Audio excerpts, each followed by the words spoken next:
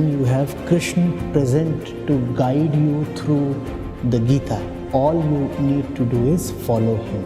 Remember that Krishna is already there. Don't imagine, don't speculate. The Gita is an instruction to be followed. The Gita is a song to be loved.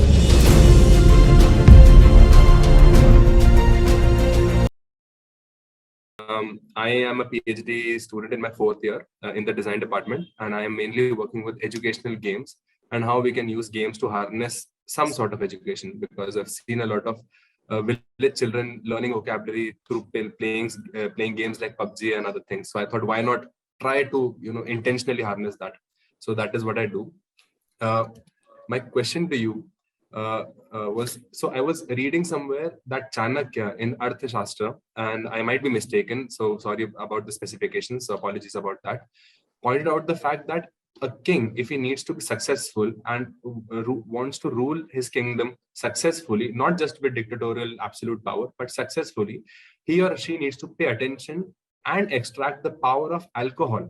So Chanakya did not pass judgment on whether alcohol is good or bad, but he did understand that a tool which is powerful has to be understood by the person who is leading the kingdom.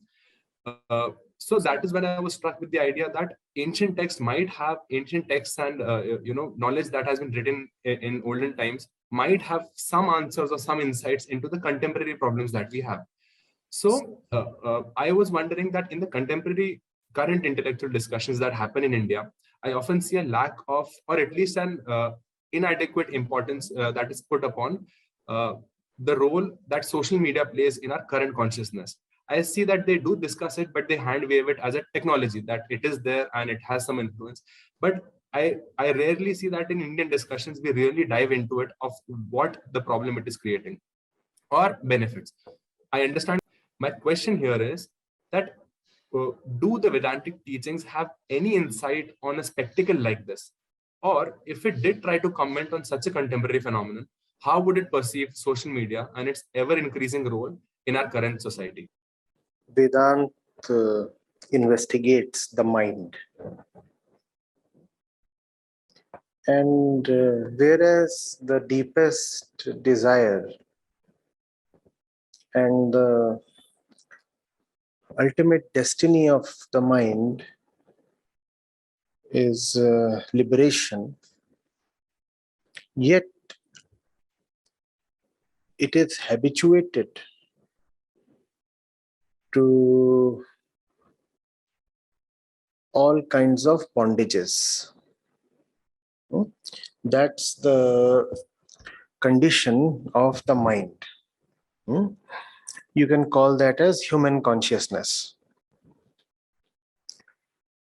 Our inclinations, our tendencies, our habits are at odds with our welfare. We need to be liberated, but we want and slip towards bondages. So that's what the mind is, an entity at odds with its own real interests.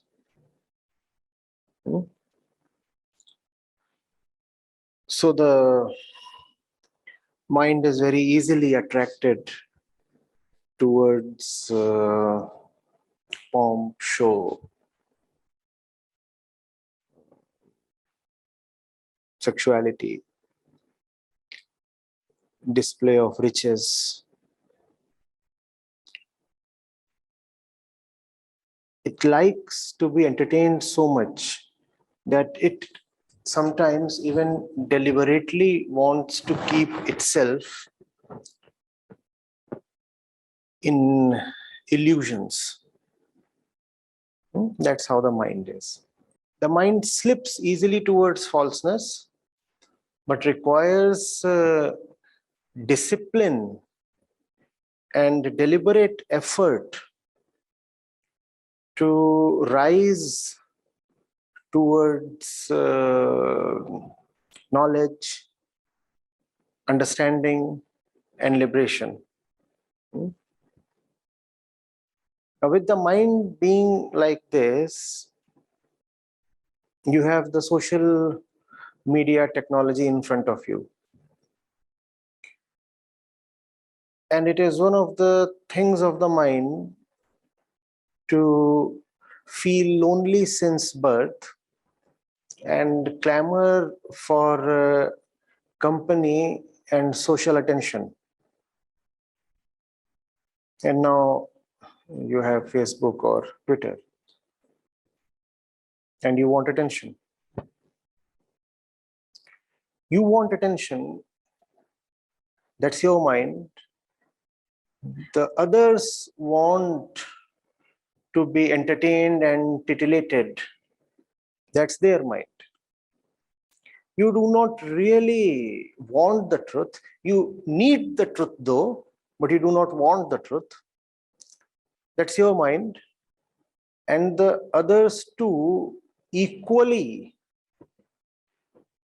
want to avoid the truth, even though they equally need the truth. That's the other's mind. Humanity has one mind. Its expressions are varied, but fundamentally the tendencies of the mind are the same, and equally the final destiny of the mind is one. So what do I do? I feel lonely. What do I do? I look around for attention. I look around for attention. The easiest way to gain attention is to peddle mischief. Why? Because the others too are attracted towards mischief. The lowest common denominator has a tendency to catch on, spread like wildfire. All that is worst about us will be the fastest to spread. And we just said that which is sublime in us, worthy within us, requires first of all effort, time, patience, discipline to cultivate, and a lot of equal effort to propagate. Whereas mischief spreads on its own. Falseness is contagious. One person with the inclination to spread false ideas or information can do it very easily, whereas somebody with the intention to counter falseness will have to work 10 times as hard. So now you see, when we get a propagating machinery like social media in our hand, what use is it going to be put to? It has amplified the worst within us.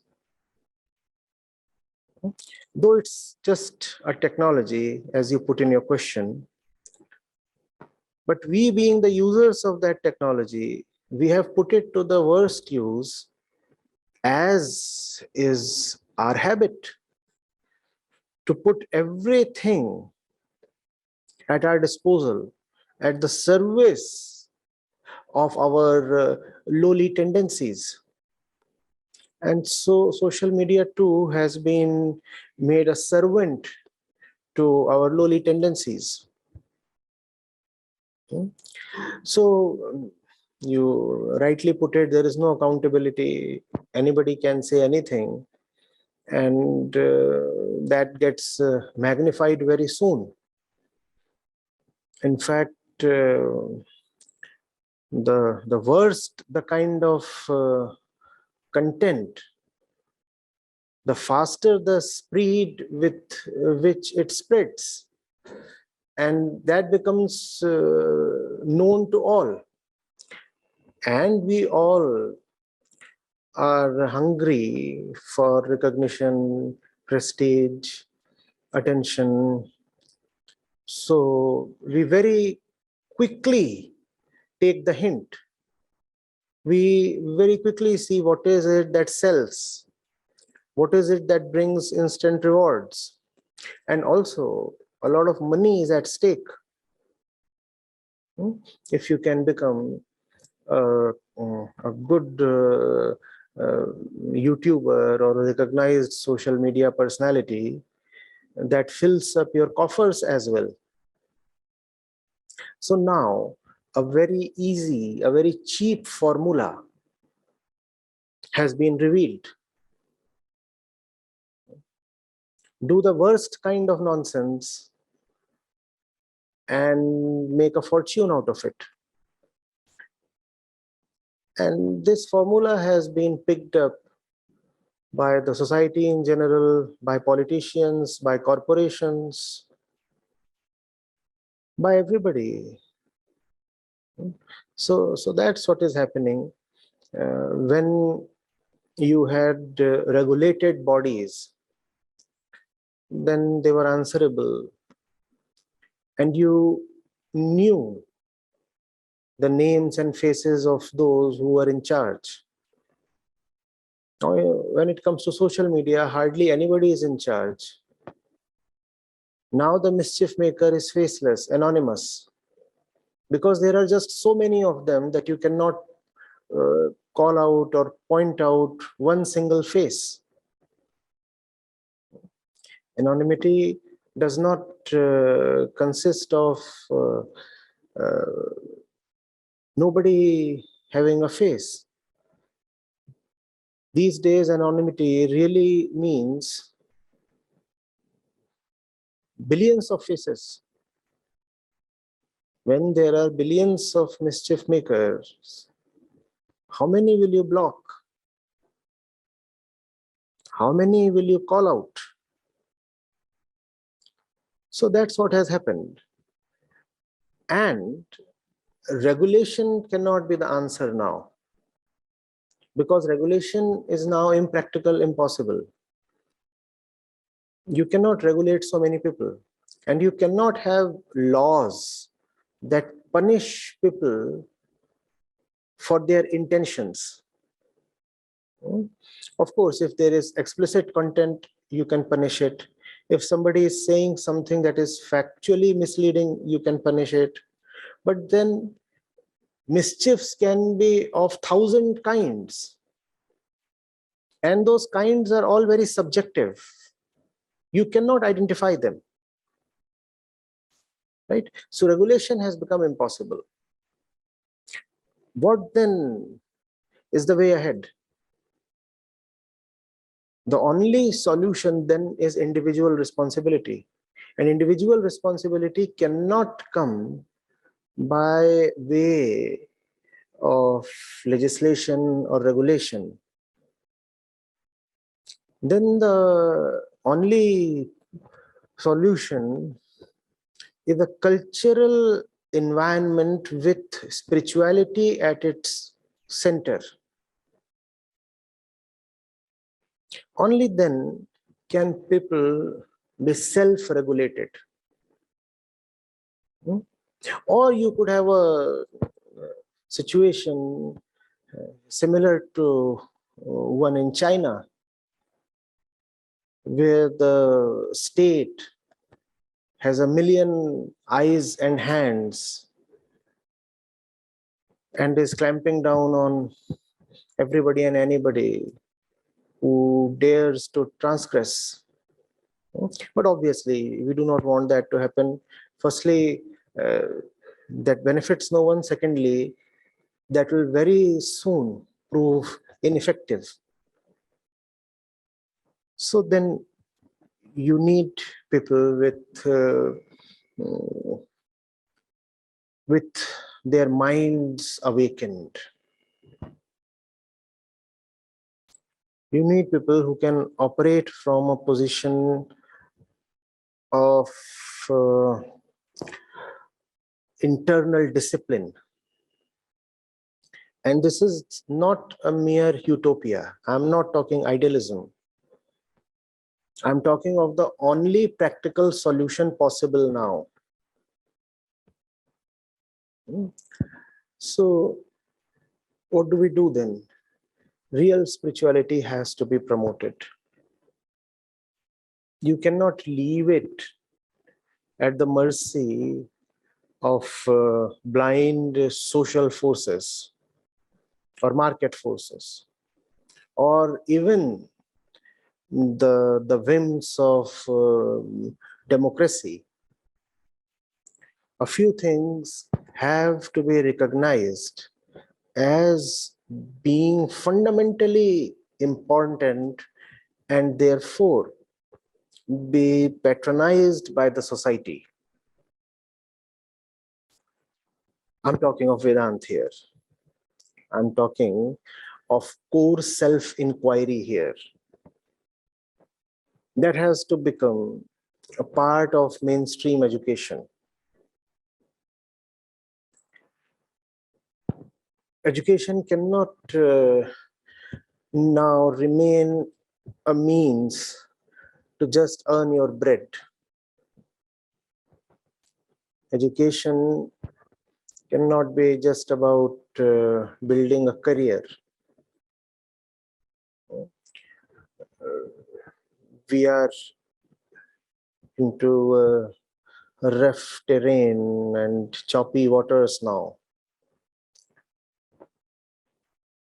Humanity does not have much time left. We need to be awakened very quickly. It's a historical emergency. The problems that you see with social media are but a tiny reflection of the real catastrophe we unfortunately have at hand. So that needs to be done. The real inner center being promoted, self-inquiry being promoted, is the most important need of the hour. And I'm saying that not as an exaggeration, but with very careful deliberation over long years. There is nothing more important today than awakening the individual. It was always important historically, but today it's a do or die thing.